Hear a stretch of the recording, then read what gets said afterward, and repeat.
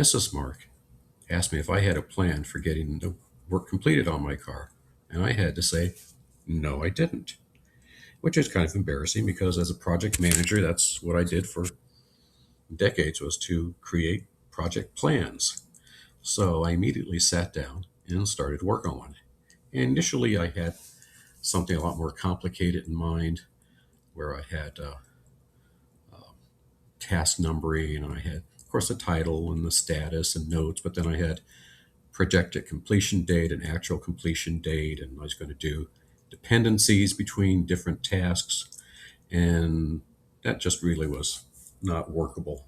So we ended up with this, and it's really quite simple. We have our tasks here,